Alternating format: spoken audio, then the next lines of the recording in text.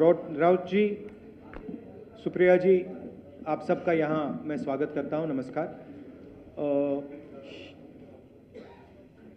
We represent on this table the entire opposition that fought the last election in Maharashtra. And we want to bring to the notice of the people of India some information that we have found about the Maharashtra election. We've studied in detail the voter lists, the voting patterns, and we've had a team who is working on this now for some time. And there are many irregularities that we have found. I want to place on the table a few things that I think it is important for the country, especially the young people who defend democracy, believe in democracy, to see and understand. So I'd like to start, well, that's Ambedkar ji, who helped build the constitution of our country, and he says the electoral roll is a most fundamental thing in a democracy. It was of the utmost importance that elections should be freed from any kind of interference. The election machinery should be outside the control of the executive government. Now, this is really the question here. I'd like to give a little bit of a background. Election commissioners were chosen by a committee which included the Chief Justice, Leader of Opposition, Prime Minister. That was changed. It was changed by the government, by the Prime Minister. The Chief Justice was removed from that committee, and a BJP person was added to that committee. That's the first step. Second step, immediately before the Lok Sabha elections, election commissioner was removed. 2 new election commissioners were put in place. But this press conference is specifically about Maharashtra, and I'd like to give you some details about what we have found about the Maharashtra elections. And these are, of course, some questions to the Election Commission. Question number 1. In 5 years, between Vidhan Sabha 2019 and Lok Sabha 2024, 32 lakh voters were added on the electoral rolls of Maharashtra. However, in a period of 5 months between Lok Sabha 2024, which these parties won, and Vidhan Sabha 2024, 39 lakh new voters were added in Maharashtra. Now the question is, why are more voters being added in 5 months after the Lok Sabha election than are being added in 5 years prior? Who are these 39 lakh people? To give an idea of what happened here, that is the equivalent of an Indian state. The state of Himachal Pradesh has an equivalent number of voters. That the voting population of Himachal Pradesh was added to the voting list of Maharashtra after Lok Sabha elections. Second point, very interesting point. Why were there more registered voters in Maharashtra than the entire voting population of Maharashtra? According to the government, the population of Maharashtra is 9.54 crores. According to the Election Commission, there are more voters in Maharashtra than there are people in Maharashtra. Now, this is an obvious anomaly, right? Somehow, voters have suddenly been created in Maharashtra. The government itself is saying our population is 9.54 crores, and the Election Commission has more voters than people in Maharashtra. It's the second question. And the third question, which is an example of many, many places, one of many, many places which we have found. The thing to understand is the number of voters who voted for these three parties has not reduced between Lok Sabha and Vidhan Sabha. We have got the same amount of votes. And here is an example. So the Congress vote in Lok Sabha 2024 is 1.36 lakh votes. In Vidhan Sabha, we get 1.34 lakhs, very close. 35,000 new voters are added. And BJP in Lok Sabha gets 1.9 lakh votes. And then in Vidhan Sabha, they get 1.75 lakh votes. And most of those voters that provided the BJP with their victory come from those 35,000 new voters who have been added. And this is not the case in only one constituency. It is the case in multiple constituencies. It is the case in Shiv Sena constituencies, Congress constituencies, NCP constituencies. Now, these are fundamental questions. And we have been saying to the Election Commission that we are finding anomalies. We need the voter list, names, addresses of the voters of Maharashtra. We need, yes, with photographs. We need the voter list of the Lok Sabha election. We need the voter list of the Vidhan Sabha election. Because we want to understand exactly who these new additional voters are. There is another factor in this, which we have also found, which we want to understand. There are many, many, many voters that have been deleted. Voters who are in one booth who have been transferred to another booth. Most of these voters come from Dalit communities, tribal communities, minority communities, right? So we want to understand this. And we have made repeated requests to the Election Commission. They have not answered us. The leader of the opposition has said this in Parliament House. The Election Commission has not responded. Now, the only reason they would not respond is that there is something wrong with what they have done. I am not making any accusations. I am presenting data here clearly. And I'm asking the Election Commission again. The three major opposition parties of Maharashtra are asking you for the voter list of Lok Sabha and the voter list of Vidhan Sabha elections. It is your duty to provide transparency in the election. It is not our responsibility to provide transparency in the election. So it is important that now, after repeated requests from the entire opposition here, that the Election Commission hands over the voter list so we can take our investigation to its logical conclusion. I'd like to just say this in Hindi as well. Parliament house में मैंने अपने भाषण में कहा कि महाराष्ट्र के चुनाव में हमारी एनालिसिस के बाद वोटर लिस्ट पे कोई सवाल उठे हैं. मैं आज हिंदुस्तान के युवाओं को ये डेटा दिखाना चाहता हूं. सबसे पहला सवाल, 5 साल में जितने वोटर लिस्ट में ऐड किए गए थे, उससे ज्यादा वोटर महाराष्ट्र में 5 महीनों में ऐड हुए हैं. 32 लाख वोटर्स विधानसभा 2019 एंड 2024 के बीच में. 39 लाख वोटर्स, मतलब हिमाचल का जो पॉपुलेशन है वो ऐड कर दिया लोकसभा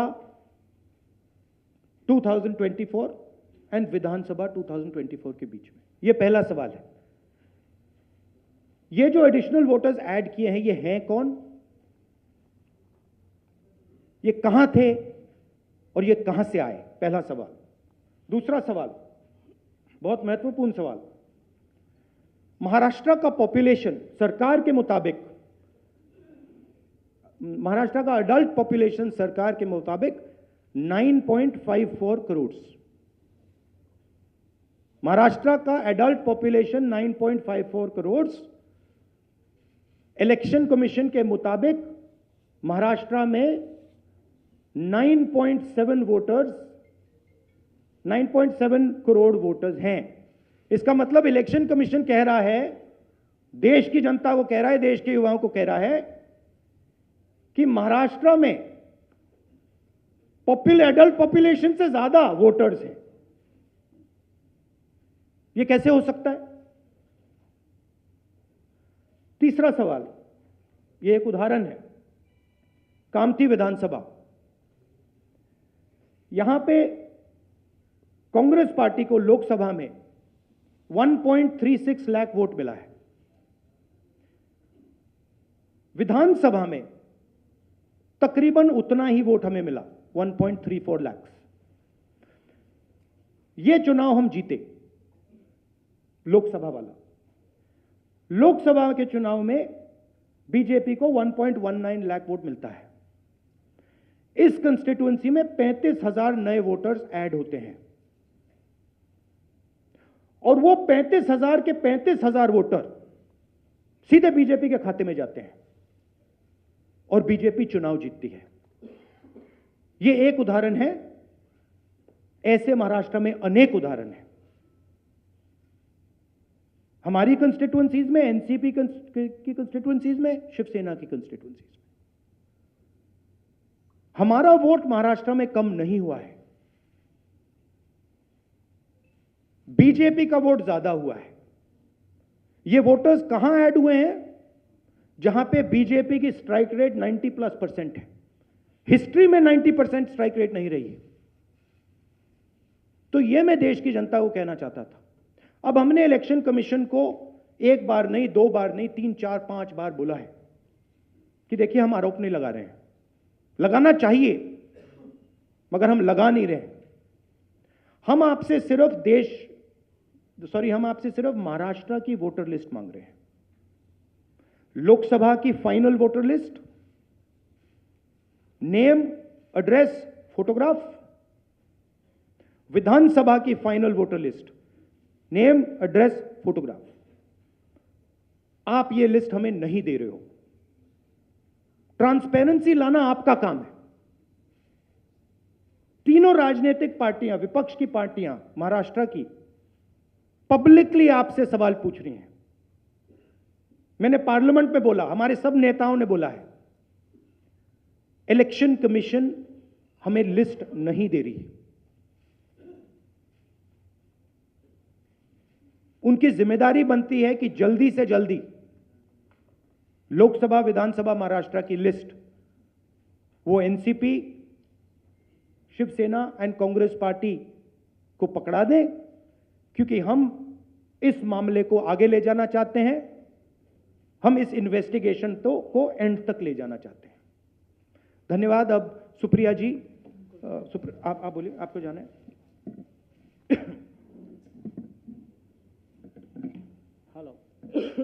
हेलो,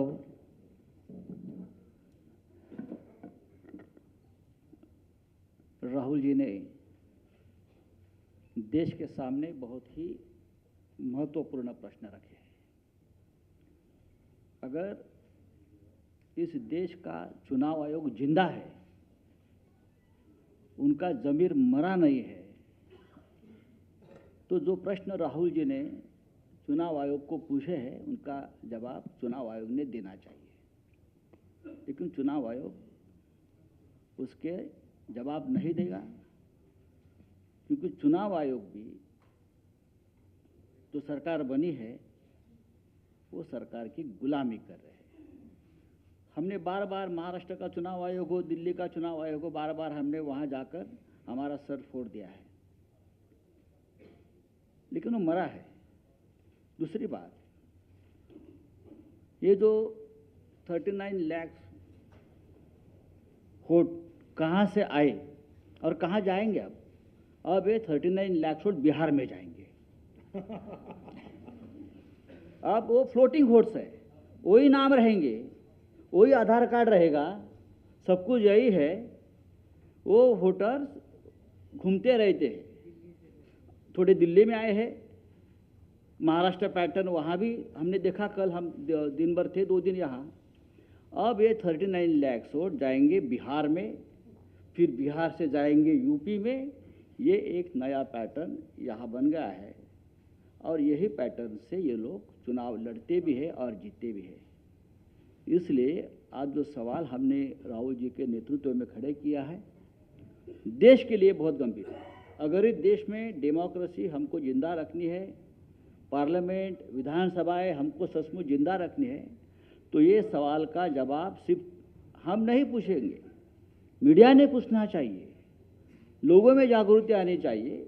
हम तो लड़ने वाले लोग हैं, हम लड़ेंगे ही, लेकिन महाराष्ट्र की जो बात है, वो कैसे जीते और हम कैसे हारे, हमको हराया गया किस प्रकार से, ये मुद्दा राहुल जी ने देश के सामने लाया है।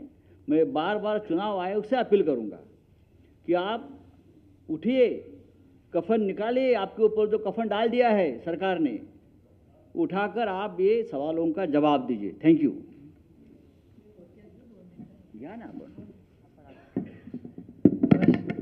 नमस्कार, मैं बड़ी संक्षेप से 2-3 अलग मुद्दे कहना चाहती हूँ। राहुल जी और संजय जी ने कहा, उसके बाद 2 चीज़ें मायने रखती है। एक तो मेरे जो सांसद में धैर्यशील मोहिते जी जो यहाँ आए हुए हैं, वो माड़ा विधान लोकसभा से चुन के आए। उनके ही सोलापुर ज़िले में उत्तम जानकर जी इस बार हमारे विधायक बन के आए। उत्तम जानकर जी सोलापुर डिस्ट्रिक्ट से चुन के आए। उनका कहना है कि उनको वोटिंग जो हुआ है, मारकटवाड़ी, आप सब ने बहुत उस पर टीवी पे भी कवरेज दिया था, उसमें उनका मानना है कि वो चुन के आए हैं, लेकिन उनको जो वोट पड़ने चाहिए वो नहीं मिले हैं। तो वो फिर से जीते हैं, फिर भी री इलेक्शन चाहते हैं और कह रहे हैं कि बैलेट पे लिया जाए। उन्होंने उनके गांव में, उन्हें पूरे निर्वाचन क्षेत्र में सब मान भी गए, लेकिन वहाँ पुलिस भेजी गई और पूरा प्रोसीजर रुकवाया गया। तो वो इतना, हमारी सब मांग है वहाँ की, उत्तम जानकर जी और धैर्यशील मोहिते जी उनके एरिया में, कि बैलेट पे फिर से वोटिंग लाया जाए, मशीनें बंद की जाए। कि बहुत सारी ऐसी चीज़ें हैं, जब राज ठाकरे जी भी बोले हैं कि उनका जो एक कैंडिडेट था उसको खुद का भी वोट नहीं मिला है, ऐसा हो चुका है। ये सब डेटा आपके सबके सामने है। और दूसरी बड़ी बात, मैं इलेक्शन कमीशन वैसे तो बड़ी महत्वपूर्ण जगह है, लेकिन मैं बड़ी विनम्रता से कहना चाहती हूँ, हम और सेना बहुत वहाँ लड़े हैं। जिस तरह से हमारी पार्टी तोड़ी गई, जिस तरह से हमारे विधायक, हमारे एमपी, सांसद तोड़ा गया, पार्टी तोड़ी गई, हमारी लड़ाई आज भी शिवसेना की और एनसीपी की आज भी सुप्रीम कोर्ट में चल रही है। लेकिन और एक छोटी चीज़ उन्होंने की कि हमें जो सिंबल दिया गया और दूसरा सिंबल तुतारी वाजवणारा माणूस और तुतारी मराठी में, वो एक ही शब्द तुतारी तुतारी उन्होंने किया। और इसी सरकार के एक बड़े मंत्री है आज सरकार में, उन्होंने कहा था, जो आप सब ने मराठी चैनल्स ने दिखाया था, कि सातारा की सीट एनसीपी हार गई क्योंकि ये ट्रम्पेट और तुतारी थी, नहीं तो बीजेपी का वो सांसद हार जाता। ये सिर्फ मैं नहीं कह रही हूँ, इस सरकार के एक बड़े नेता कह रहे हैं, जो मराठी चैनलों ने दिखाया, आज सरकार में है महाराष्ट्र में। और हम सब ने जब विधानसभा में मांग की कि आप तुतारी हटा दीजिए, बड़ा कन्फ्यूजन हो रहा है, हमारी 11 सीटें ऐसी है, इस कन्फ्यूजन में हम हार गए।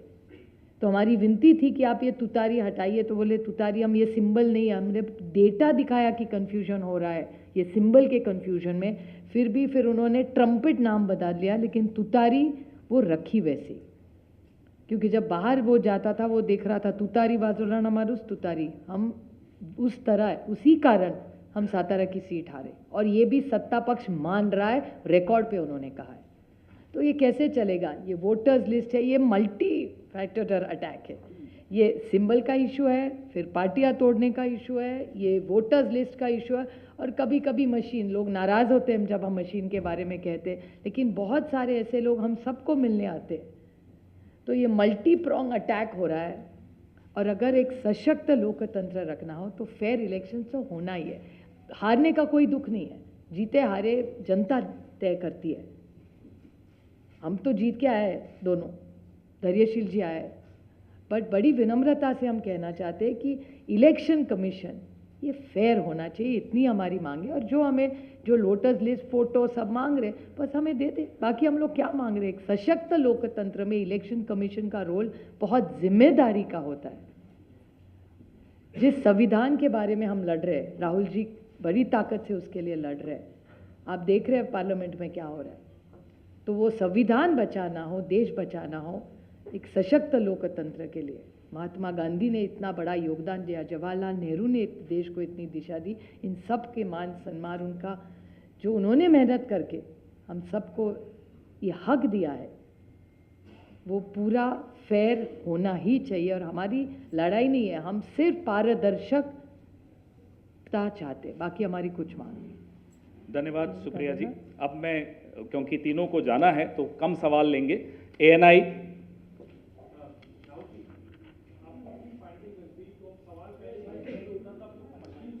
मशीनरी पे हो रहा है, अब तो सवाल पूरी मशीनरी पे हो रहा है। इसको आगे लेके कैसे जाएंगे, क्या रास्ता बचता है आप लोगों के पास?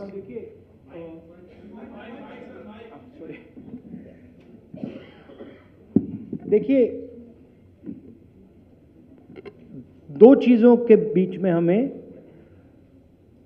फर्क क्लैरिटी से रखना है। एक है स्पेक्यूलेशन। स्पेक्यूलेशन कोई कह सकता है कि भैया मशीन में कोई प्रॉब्लम है, कोई दूसरी बातें कह सकती है, और दूसरा है फैक्ट। मैंने यहां स्पेक्यूलेशन नहीं रखा है, मैंने यहां फैक्ट रखा है। फैक्ट नंबर 1, हिमाचल जितने वोटर्स ऐड हुए हैं, कंस्टिट्यूएंसीज में जहां ऐड हुए हैं वहां हमारा वोट एक है, बीजेपी का वोट बड़ा है। ऐड बीजेपी के कंस्टिट्यूएंसीज में बीजेपी को जहां बीजेपी जीती है वहां ऐड हुए हैं। और फाइनल फैक्ट, महाराष्ट्र से पॉपुलेशन से ज्यादा इलेक्शन कमीशन कह रहा है कि वोटर्स है।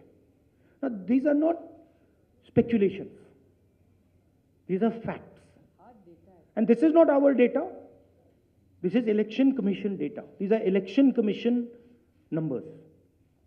अब हम कह रहे हैं कि अनोमली तो फैक्चुअल अनोमली है, और अगर आप चाहेंगे मैं आपको लिस्ट दे दूंगा और कंस्टिट्यूएंसीज जहां ये हो रहा है, जहां क्लियरली वोट ऐड हुए, हमारे अलायंस की वही वोट है, एडिशनल वोट से बीजेपी जीत रही है। 90+ strike rate.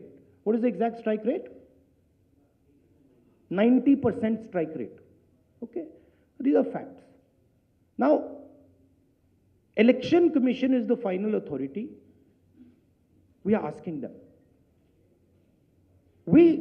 You are not going to be able to explain to us how there are more voters in Maharashtra than the population of Maharashtra. You cannot explain it.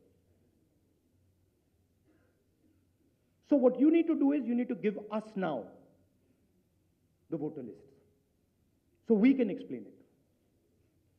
And I'm sure if they give us the voter list, we will have another press conference here where the answers to these questions will be available to you. And so that is why we are asking the Election Commission again and again. Our party has asked, their party has asked, multiple people have asked, informally we have asked, formally we have asked. Every time the Election Commission says to us, nothing happens. And my concern is the strategy is to delay and destroy. Right? So the answer is Election Commission needs to give us this data. We are the opposition, and they need to give us this data as soon as possible. Next step, frankly, what can it be? The next step is we go to the judicial system, right? Also, we don't actually understand the main issue here. This is actually a small piece of the puzzle. The big piece of the puzzle is voter deletion. We don't know how many voters have been deleted where. We know how many have been added, but we don't know how many have been deleted. We suspect the number of deleted voters is bigger than the number of added voters. We suspect. So, sir PTI mike दीजिए अरे give the mike So you are saying that despite raising this with the EC time and again, they are not responding. So do you think that also another way would be to go to the people and, you know, start a people's movement, or also could you approach the president about this? I mean, I just mentioned, I think the next step of this is going to be go to the judiciary. But look, it's surprising to me that the Election Commission is not ready to give us the voter list. It should be surprising to you, right? There should be no reason for them not to give us the voter list. To me, the only reason possible for them not immediately giving us the voter lists of both these elections is that there's something wrong, and they know it, right? Sanjay Mishra ji Rahul ji, आपने और संजय जी ने कहा कि voter list election commission दे नहीं रहा है, और जिस तरह का उनका रवैया है शायद आपको मिले भी नहीं। क्या आप लोगों के पास जो लोकसभा चुनाव के दौरान वोटर लिस्ट मिली थी पार्टियों को, और विधानसभा चुनाव के दौरान जो पार्टियों को लिस्ट मिली थी, उस लिस्ट के आधार पर कहीं कोई कंक्लूजन पर आप हमें सेंट्रलाइज्ड लिस्ट नहीं मिलती है, हमें बिल्कुल डिसेंट्रलाइज्ड लिस्ट मिलती है। तो हमें सेंट्रलाइज्ड एक लिस्ट चाहिए और हमें फाइनल लिस्ट चाहिए जिस लिस्ट पे वोटिंग हुई है लोकसभा और विधानसभा की। बड़ा सिंपल सा है, 15 सेकंड में भी ये इलेक्शन कमीशन हमें ये दे सकती है, बट नहीं दे रही है। मौसमी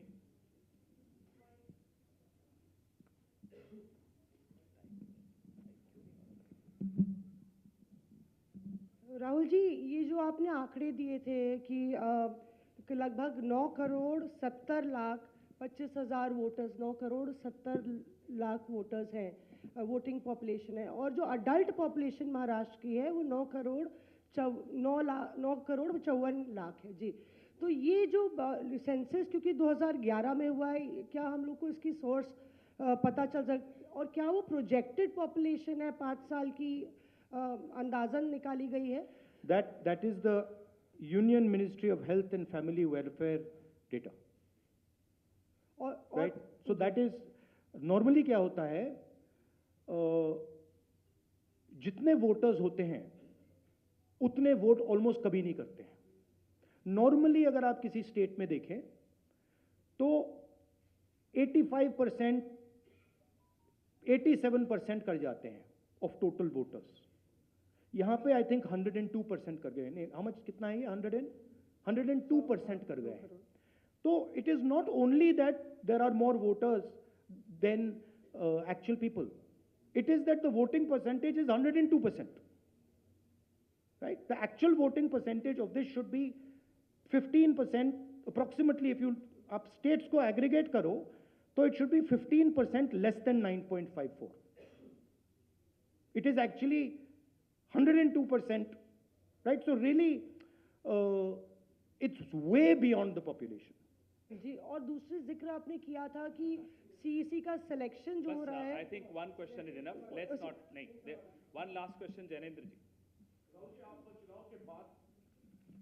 राहुल जी, आप चुनाव के बाद वोटर लिस्ट मांग रहे हैं, लेकिन जैसे जो मुख्य चुनाव आयुक्त हैं उन्होंने भी जो पिछली प्रेस कॉन्फ्रेंस में कहा था कि ये तो हर साल जो मान्यता प्राप्त दल हैं उनको वोटर लिस्ट दी जाती है।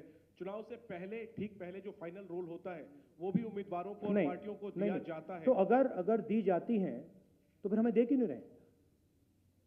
हम मांग रहे हैं, अगर दी जाती हैं, if it is the norm to give it, तो दे दो। वो तो चुनाव के पहले ही आप लोगों को दिया गया होगा क्या? नहीं, मैंने वो बोला आपको, वो डिसेंट्रलाइज तरीके से लिस्ट मिलती है। वो एक एमएलए को अगर लिस्ट निकालनी होती है तो उसे polling booth by polling booth by polling booth जाना पड़ता है।